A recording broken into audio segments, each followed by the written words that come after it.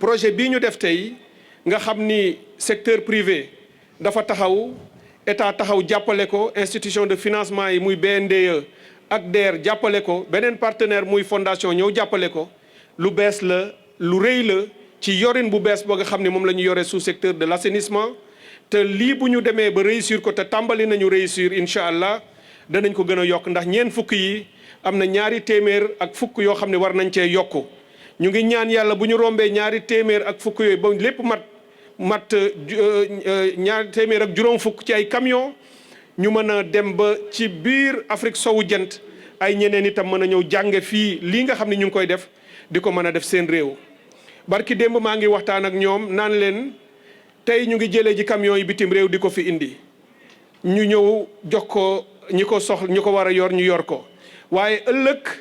am naa yéene waxtaan ci ak sama collègue buy yor wàllu industrie waxtaan si ak kilifa yi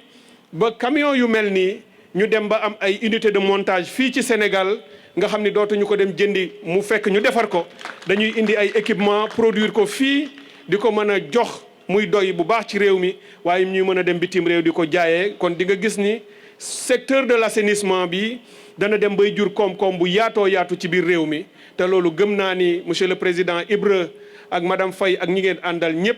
ci seen taxawaay ak yorin bu rafet bi ngeen di yor projet bi dina tax ñu réussir ba juróom fukk yi ñëw waaye bu ñuy jàll ci weneen wàll ñu mën a am ambition wu am fi ay unité de montage loolu man maa ngi jël engagement ni dinaa leen ci jàppale luñ ci mën ak le ministre de l'industrie pour ñu mën a yegg ci lu mel noonu.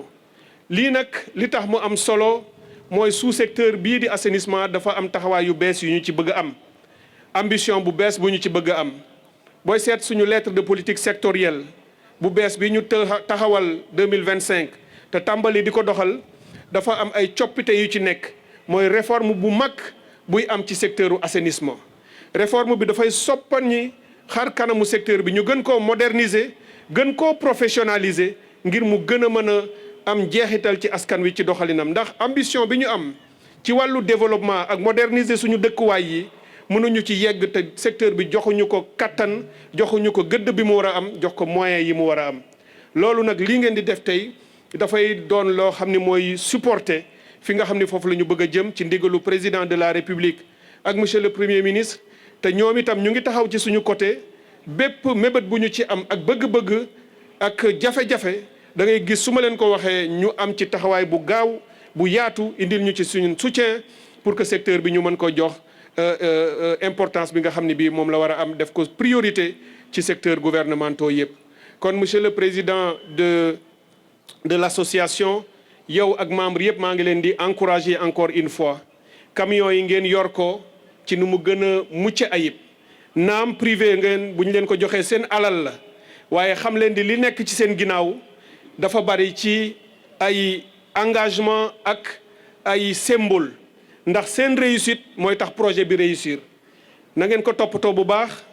yéwénal ko waaye comme ni nga ko waxee itam gouvernance bi ngeen defar ko ci exploitation bi ak gestion wu camion yi gestion flux yi gestion financière bi ba ñi koy jot ñu mën a rembourser crédit yi ñu leen jox su ko defee banque bi ak DER ak ñooñu ñu mën a lebalaat ñeneen ñu mën a indi yeneen camion yu bees loolu lu am solo la ci suñu taxawaay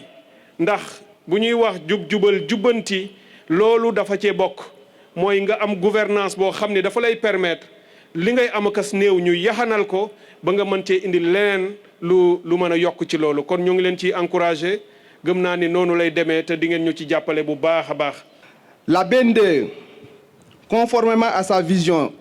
d'accompagnement des politiques publiques de développement, a pleinement pris part à cette initiative structurante grâce à une synergie établie avec la DER et l'appui déterminant de la Fondation Bill et Melinda Gates. La remise aujourd'hui marque le démarrage effectif de la phase pilote. Le président en a parlé tout à l'heure, avec 40 camions qui seront distribués tout à l'heure, destinés à être opérationnels dans toutes les régions du Sénégal. À travers ce programme, notre ambition est claire: structurer un secteur de l'assainissement plus moderne, mieux organisé, professionnel et durablement intégrés dans le tissu économique formel. Cette transformation repose sur une approche collective fondée sur le partenariat, l'innovation sociale et l'engagement partagé des acteurs. Je viens exprimer à cet instant ma reconnaissance à la DER pour son leadership, son ancrage opérationnel et son rôle moteur dans le déploiement de ce projet à fort impact social. À la Fondation Gates pour son soutien financier et technique, ainsi que la confiance qu'elle continue d'accorder au Sénégal. Je parlerai également aux équipes de la BNDE, dont l'expertise, la rigueur et l'implication ont été déterminants dans la structuration et le financement de ce programme. À l'Office national de l'assainissement du Sénégal également, ONAS, pour son engagement en faveur de la durabilité du dispositif, notamment à travers la traçabilité des revenus des prestataires bénéficiaires de l'accompagnement du secteur vers une amélioration continue de la qualité des services. Et à l'association des vidangeurs pour sa mobilisation constante, son professionnalisme et son rôle essentiel sur le terrain. Leur engagement est un levier indispensable à la réussite de cette réforme. J'ouvre une parenthèse sur ça pour reprendre un peu les mots du président qui appelle tous les bénéficiaires à un respect des engagements pris auprès de la BNDE. Ces 40 camions que vous voyez, c'est juste une partie, une première partie d'un lot qui va venir. Si les premiers bénéficiaires ne respectent pas les engagements de remboursement au niveau de la banque, ce projet pourrait se limiter à ces premiers 40 camions. Et je pense que du ngeen jiitu ci ndab li xëpp ci suuf. Donc ñu ngi leen di tàllal suñu loxo di leen ñaan ñu engagé wu respecter suñu engagement au niveau de la banque pour que projet bi continue, pour que yeneen vidangeurs yu mel ni yéen man cee profiter. La BNDE demeure résolument engagée à proposer des mécanismes de financement innovants au service des secteurs prioritaires, en particulier ceux liés à la santé publique, à la protection de l'environnement, à l'emploi des jeunes et à la promotion de l'entrepreneuriat. oto yi nag rik way du oto yu ñu maye du oto yu ñu don du oto yu ñu dénkaane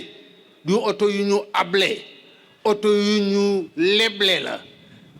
atte bor fay rik way jom gi ñi am ak ngor gi ñu am yëkkati oto yu toll nii jox ñu daw leen fay fexe leen ba yeneen topp ci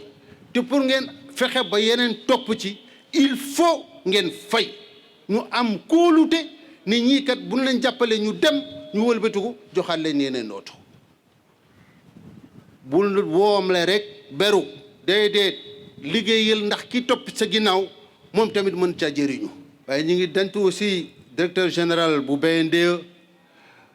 fi banque yëpp bañee moom fa la nangoo su bañoon itam projet bi du taxaw ndax banque yëpp dañu bañ soit ñu bañ ne projet bi neexu leen soit ñu bañ ne taux bi nga xam ne moom lañ leen proposé ñoom nanguwuñ ko ndax li ñu defal 8% la te banque yi seen ala seen taux souvent 12% la kon kay xam ngeen ni kii wàññi na fa tabarakallahu waa DER ñoo ci def seen 500 millions ñu ne doyul ñu teg ci yeneen 150 millions muy 650 millions seen njiit Aïda Mbodj ñu ngi koy sant di ko gërëm